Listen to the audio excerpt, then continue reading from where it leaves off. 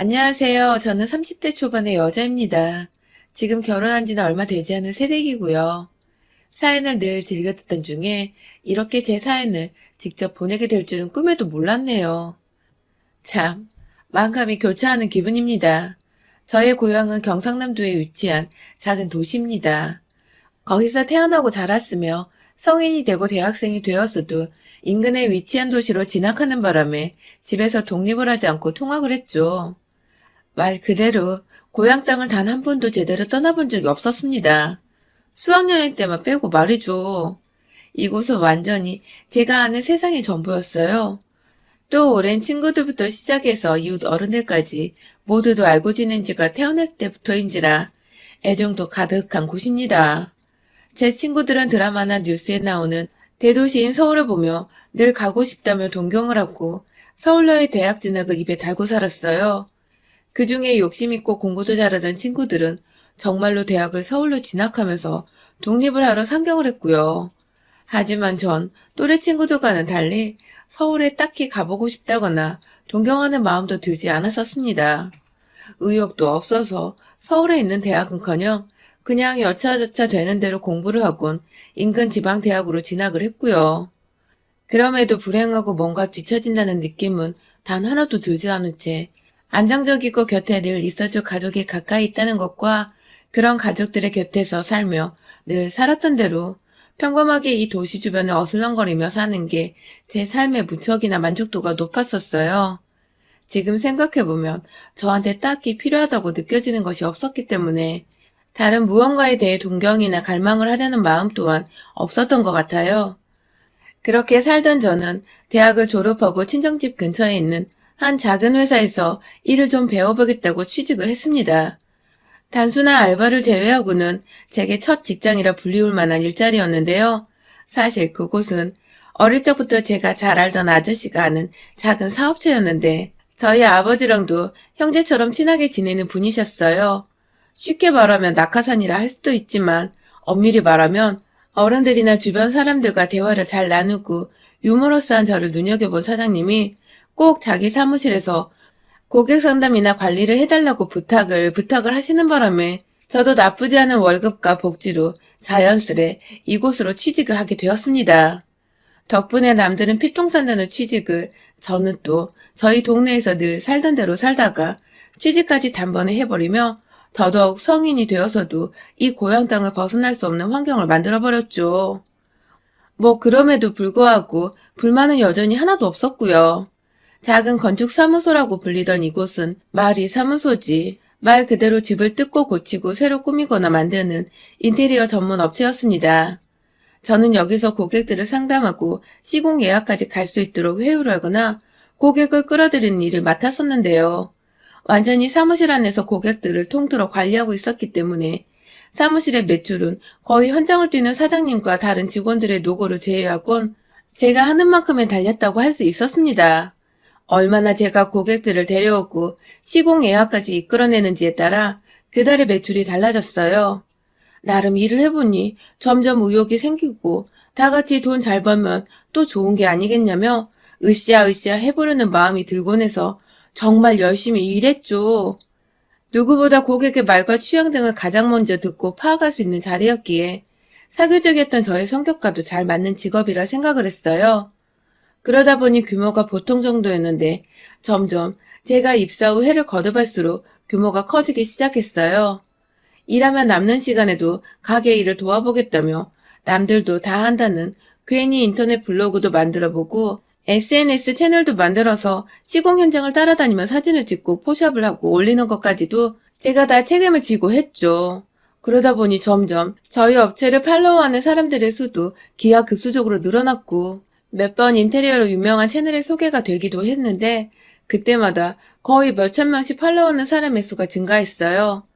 관심을 가져주는 사람들이 많아지고 또 정말 관심의 대상이 되고 나니 여기저기 예전에는 동네 사람들이나 이 조그만 도시에서 서로 알고 지내는 사람들이 추천을 해주면 찾아오는 게 전부였는데 이제는 건너 건너의 도시 사람들도 찾아오거나 문의를 주기 시작했고 잡지 촬영 등 개성 있는 홍보 매체를 탈 기회도 늘어났죠. 특히 제가 사는 지역에서 사업을 하고자 하는 젊은 사업가분들이 업체의 이름을 빌려 콜라보를 하고 싶다며 자신의 사업체 매장 인테리어를 부탁하는 경우가 정말 많았고, 그러다 보니 저도 군데군데 아는 사장님들도 많아지고, 덩달아 도시에서 뜻하지 않게 마당발이 되기도 했죠. 일복 터진 사장님은 제 덕분이라며 저희 친정아빠한테 입이 닳도록 칭찬하고 사셨고, 화끈한 성격 덕분에 보너스도 자주 주셔서 저는 이곳에서의 일에 무척이나 만족을 하며 살았어요. 대단한 직장이 아니어 보일지라도 제가 스스로 이만큼의 만족을 갖고 일할 수 있는 직장이 또 있을까 싶어서 정말 남들이 하나 부럽질 않았어요.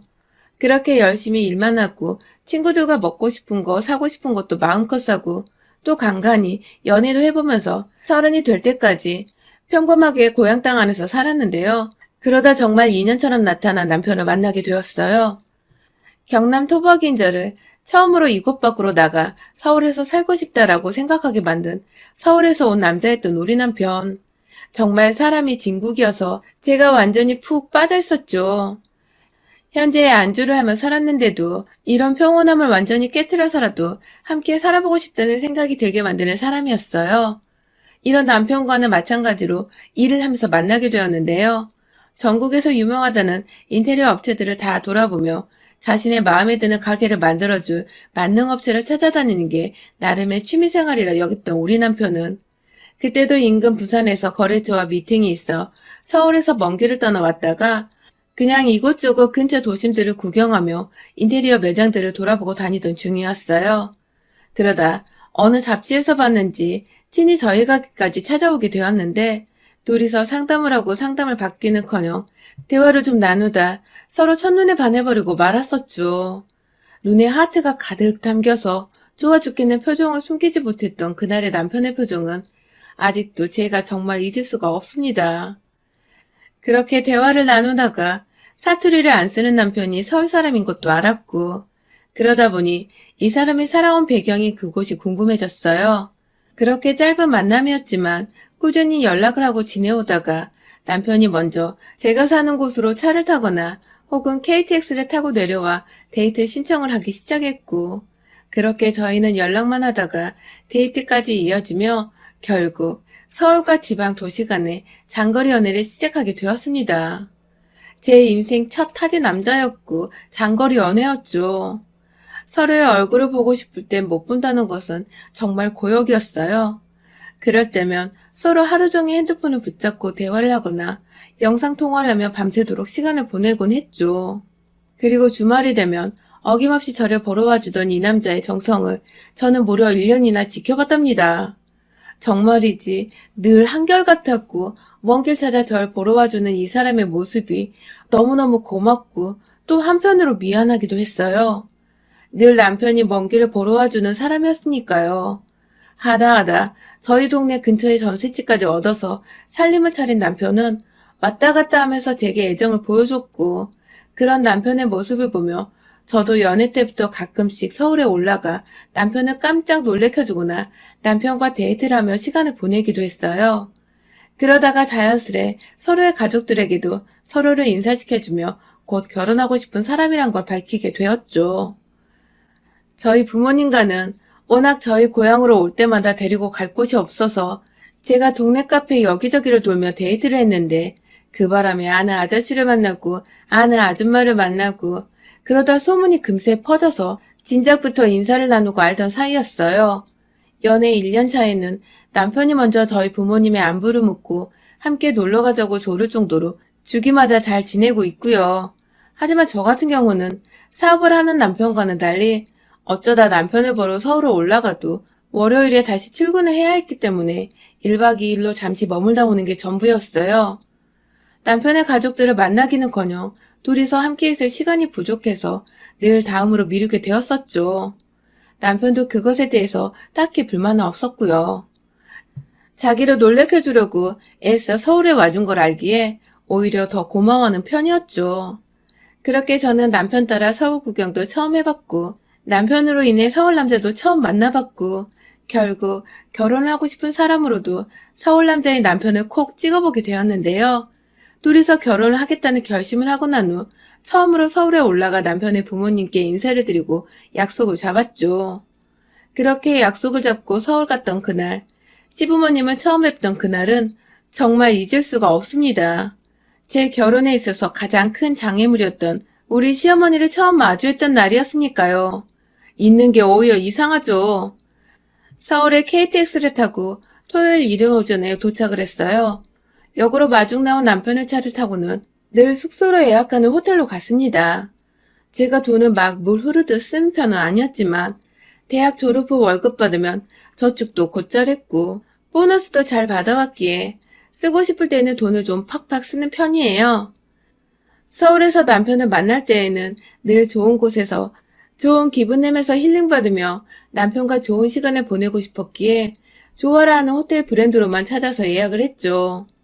이른 체크인을 하고 짐을 풀자마자 구석구석 샤워를 했습니다. 옷도 다림질까지 해서 잘 갖춰 입었고 얼굴도 예쁘게 단장을 했죠.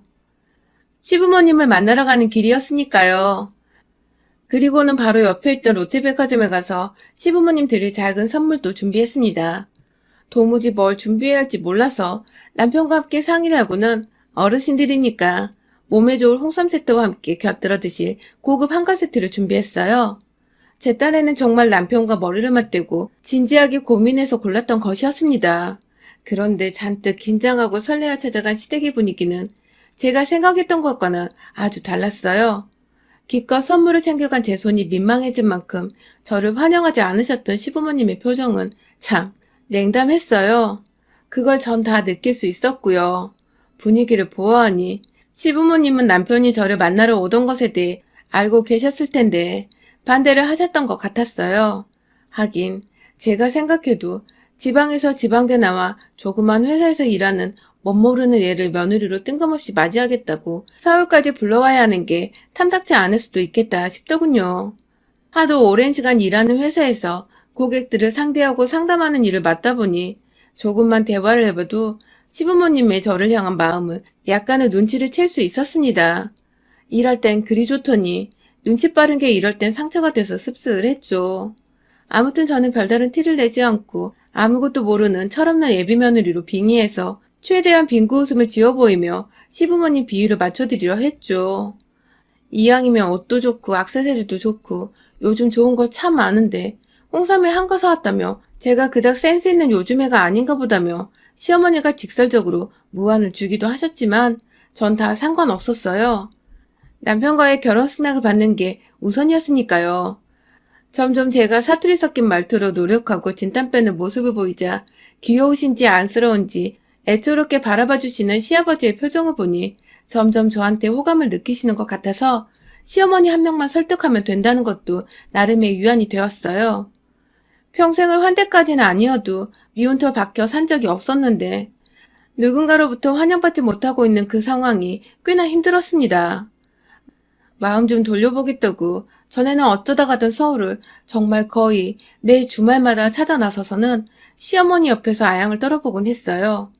괜히 딸 없는 시어머니 옆에서 딸 노릇 좀 해보겠다며 카페도 가보고 백화점 쇼핑도 따라가보고 막 이것저것 노력을 많이 해봤는데 3주쯤 지나서 알겠더라고요. 시어머니가 왜 절 싫어하시는지 그 정확한 이유를 말입니다. 그간 시어머니는 제가 남편의 돈을 허투루 쓰는 보잘것없는 민폐녀라 생각을 하고 계셨더라고요. 저한테 갑자기 왜 자꾸 돈 아깝게 서울에 오냐며 핀잔을 주셨어요. 남편은 잠깐 친구 전화를 받겠다고 식사 자리에서 자리를 비운 사이였는데 말이죠. 혼자 남겨져서 황당한 소리를 들으니 저도 살짝 어이가 없더라고요. 무슨 소리냐고 물어보니 제게 그렇게 안 봤는데 생각보다 은큼한 구석이 있다며 간을 살살 보시던 시어머니. 더 들어보니 그건 호텔비를 말하는 것이었습니다. 아니 글쎄, 제가 직접 벌어다 놓은 제 돈으로 예약을 하고 결제까지 한 그 호텔 비용을 그간 자기 아들이 내주고 있었기에 제가 자주 서울을 찾아오고 이렇게 매번 놀러오다시피 와서는 옆에 쫄랑쫄랑 따라다니는 거 아니냐고 그러시는 겁니다. 자기 아들이 돈 벌어서 제 호텔비나 내주는 꼴이 너무 화가 난다고 말이죠. 근데요, 그 자리에 저희 시아버지도 계셨었거든요. 시아버지가 난감한 표정을 지으시는 걸로 보아 그간 제 욕이란 욕을 시아버지 앞에서 엄청나게 하셨나 보더라고요. 시아버지는 오해면 어쩌나 싶어 난감해하고 있고 저는 저대로 화가 나고 어이가 없어서 두 어른들을 멀뚱멀뚱 쳐다보고 있고, 그러다 남편이 다시 자리로 돌아왔는데 제가 몇 마디 대놓고 던져봤습니다. 아주 천연덕스럽게 일부러 말이죠. 자기야, 어머님이 나 지금 묵는 호텔 자기가 계산한 줄 아시나 봐. 라고 말입니다. 그 비용을 제가 내고 있었던 것이며 시어머니가 오해한 것이 맞게 된 순간 시아버지는 시어머니를 지그시 째려보시고는 이내 저한테 미안하다는 듯 어색한 분위기를 털기 위해 헛웃음을 짓기 시작하셨어요. 시어머니는 여전히 입을 꾹 다문 채 민망해 남편을 쳐다보지도 못하고 계셨고요. 제가 정말 일하면서 어르신들 포함해 누구 비유 맞추는 건 전문인데 딱 보니 우리 시어머니는 한마디로 제가 근본도 없는데 근사한 호텔에서 팔자좋기 지내며 자기 아들 돈 뜯어내는 거 아닌가 싶어서 배알이 꼴리셨나 보더라고요. 안 그래도 마음에 안 들어 죽겠는데 매주 찾아오니 화는 더 났을 테고요. 뒤늦게야 민망함을 털어냈곤 그걸 너가 다 내고 있냐면서 자기 아들한테 부탁 좀 하지 하며 마음에도 없는 소리를 하시며 웃고 넘기시는 어머니 모습에 아무리 남편이 좋아 죽겠어도 시어머니를 보니 결혼 생활이 순탄치는 않겠다 싶어서 이 결혼을 허락받는 게 맞을까 아닐까를 무지하게 고민했습니다. 그런 제 속으로 아는지 시어머니도 끝까지 결혼하란 말을 안 꺼내시고 그냥 절 잠시 만나는 여자친구 보듯 대하셨고요. 그러다 결국 시어머니가 자꾸만 저를 건드리셔서 제가 차마 남편을 포기 못하겠고 반대로 시어머니의 코를 납작하게 해버렸습니다. 결혼 허락을 받기 바로 직전에 말이죠. 시어머니 보기 불편해서 자주 가던 서울행도 조금씩 줄이고 아주 간간히 남편과 저희 고향에서 데이트를 하면서 시어머니의 허락은 뒷전이라며 저희 나름대로 약간의 결혼 준비를 하고 있었는데요. 그러다 시어머니께서 직접 제 핸드폰으로 전화를 하셨어요. 처음 있었던 일이었죠. 놀란 마음도 있었고 혹여나 헤어지라고 돈봉투 쥐어주는 그런 막장 드라마 속에 시어머니 노릇을 하려고 전화를 한 건 아닐까 싶어서 겁도 났습니다. 많은 생각 끝에 전화를 받았는데 아니 글쎄 시어머니가 지금 제가 사는 저희 고향에 와 계신다는 게 아니겠어요? 친구들과 부산에 놀러 왔다가 제 얘기가 나와서 제 생각이 났다며 진짜인지 거짓말인지도 모르겠는 말을 하시며 혼자 대뜸 택시를 타고 찾아오신 시어머니. 참 대단한 분이란 생각이 들었죠. 후다닥 옷을 챙겨 입고 자주 신지도 않는 구두까지 신고는 어머님이 계시다는 로데오의 한 카페로 갔습니다. 가는 길에 혹시나 싶어서 남편한테 지금 어머님이 우리 동네 와 계신 거 아냐며 만나러 가는 길에 SOS를 쳤고요. 그 로데오가 젊은 애들한테 유명한 곳인지 또 어찌 알았는지 핫한 곳을 알아서 찾아가 계신 시어머니는 카페로 헐레벌떡 걸어 들어오는 저를 보곤 제일 먼저 동네가 후지단에 핀잔을 대며 인사 대신 말을 건네셨어요. 좋은 동네가 없어서 카페 찾는 게 너무 힘들었다면서. 서울 살다 이런 작은 동네 오니까 도저히 답답해서 하루도 못 있겠다며 굳이 큰 소리로 말 안 해도 될 것을 옆에 앉아있는 이 도시 사람들이 다 들을 정도로 쩌렁쩌렁 말하시는 어머님. 창피해서 얼굴을 들 수가 없더군요. 저희 동네가 창피해서가 아니라 시어머니의 무식한 그 생각이 창피해서 말입니다. 겨우 얼굴 붉히고 싶은 일 만들고 싶지 않아서 참았어요. 그리고는 어머님 따라 금세 카페를 나왔고요. 어디든 데려달란 시어머니 말씀에 주차장으로 향했어요. 제가 혹시나 이럴까봐 자차를 가져왔거든요. 작은 모닝 말입니다. 이 동네에서 이거 끌고 다니며 출퇴근하면 경비도 아주 전략되고 뭐 저처럼 여자인 제가 이용하기엔 정말 손색없는 좋은 차였어요. 차가 있는 곳으로 다가가 문을 여는데 갑자기 뒤에서 에휴, 예! 하는 시어머니 목소리가 들렸어요. 너무 놀라서 저 정말 뭔 일이냐면 후딱 뒤를 돌아봤는데 아니 글쎄 시어머니가 제 차가 조그만 거라 창피해서 못하겠다며 원래 이런 촌구석에서는 다 이런 질 떨어진 차만 타고 다니냐고 애꿎은 제 차를 욕하는 게 아니겠어요? 제가 도시에 안 살아봐서 제 또래의 여자애들은 무슨 차를 타고 다니는지 제가 트렌드를 모른대요. 게다가 이런 것 타면서 그리 자랑스레 차문을 열거나 차 소개를 하는 거 아니라며 별 가짜는 충고를 하며 저를 욕보이던 시어머니. 캬, 진상에 아주 끝판왕이 납치셨더라고요. 그거 제가 월급 모아서 제 돈으로 산 첫 차였는데 지금껏 운전해오며 운전 조심하라고 다니란 충고는 들었어도 총구석에서 질 떨어진다는 소리는 또 처음 들어봤습니다. 안 그래도 구두 신고 있는 상태라 어머님 뒤만 이리저리 쫓아다니다가 다시 주차장 와서 또 차 끌고 나가려고 정신이 하나도 없고 몸도 벌써 피곤한 상태인데 자꾸 승질을 건드리는데 계속 더 참았다가는 하루 종일 제가 가진 것들, 제 배경들, 제가 아끼는 제 고향까지 싸그리 잡아서 비하하고 비꼬지 못해 안달날 것 같아 그냥 확 이 결혼까지도 엎어버릴까 말까 정말 나름대로 극단적 선택을 하랴 머리가 지끈거리는 그때 남편한테서 연락이 왔어요. 뒤늦게 제 문자를 보고서 전화가 온 것이었죠. 일부러 안 받으려다가 남편도 알 건 알아야 한다며 수화기 전화 버튼을 눌러버렸어요. 시어머니는 그걸 아는지 모르는지 또 한참을 굳이 제 차를 한 바퀴씩이나 돌며 구석구석 보더니 너 내가 드라마도 안 보냐? 사업하는 남자가 이런 걸 끌고 다니는 여자를 만나면 모양이 서냐며 남편 편만 들어댔고 제가 거기다 대고 제가 운전하기엔 편하고 저렴해서 부담 없이 사용할 수 있다며 대꾸를 하니 주차장 한복판에서 버럭 소리를 지르며 더워 죽겠는데 쓸데없는 걸로 어른이랑 논쟁을 하려 한다며 대뜸 제 말을 잘라먹고 화부터 내기 시작했어요. 그 바람에 저는 남편을 의식하며 마음에는 없는 조성하던 소리를 하며 깨갱했고 시어머니는 더 의기양양해져서 제 차를 쪽팔려서 못하겠다며 당장 콜택시를 불러달라고 바락바락 우기셨습니다. 한참 동안 시어머니가 앙칼진 모습이 어처구니 없게도 귀엽다며 더 짓거려보란 듯이 쳐다만 보고 있었어요. 제풀을 꺾일 때까지 지켜만 보다 보면 지도 반응이 없으니 잠잠해지겠거니 했죠. 그랬더니 정말 5분도 안 돼서 목 아프다고 물을 사달라는 시어머니. 그냥 그 손에 물 대신 제 핸드폰을 쥐어줬습니다. 이걸 왜 자기 주냐며 도로 가져가 절 주려다 핸드폰에 떠있는 통화 상대 이름이 자기 하트가 그려진 걸 보고는 직감적으로 자기 아들인 거 알았는지 냅다 끊어버린 시어머니. 그런 시어머니 앞에서 도로 핸드폰을 뺏어와 전화를 다시 걸어 남편에게 말했어요. 내가 지금 니네 엄마한테 당했으면 절대 못 잊겠다고. 너랑 결혼 못하겠다고 하자. 먼 서울에서 방방 뛰며 안 된다고 난리가 난 남편. 당장 제가 있는 곳으로 오겠다는데 그래봤자 가장 빠른 KTX를 타도 적어도 4시간은 걸리는 거리였거든요. 못 참겠다고. 정말 나랑 결혼하고 싶으면 너 당장 내가 사는 고향 땅으로 내려와 네가 나랑 같이 살라고 말했어요. 그리고는 옆에서 그게 무슨 말도 안 되는 소리냐며 또 바락바락 기를 쓰던 시어머니. 전 그런 시어머니를 그냥 주차장 한복판에 세워놓은 채 혼자서 JMI 모닝을 타고 사라져드리겠습니다. 하고서는 빠져나왔네요. 차 문을 닫았는데도 뒤에서 절 부르며 다급히 멈추라던 시어머니의 목소리가 바로 옆에 있는 것처럼 쩌렁쩌렁하게 들려왔어요. 하지만 전 뒤도 안 돌아보고 예쁜 제 모닝차를 타고 집으로 돌아왔습니다. 시어머니는 그 길로 혼자 어찌저찌 길거리에서 택시를 잡아 부산으로 돌아갔더더군요. 여기 오는 길에도 우아하게 택시 타고 오신 줄 알았더니 알고 보니 친구들하고의 모임도 순 뻥이었고 택시 타고 온 것도 뻥이었고 그냥 부산역에서 버스 타고 저희 고향으로 찾아오셨던 것이더라고요.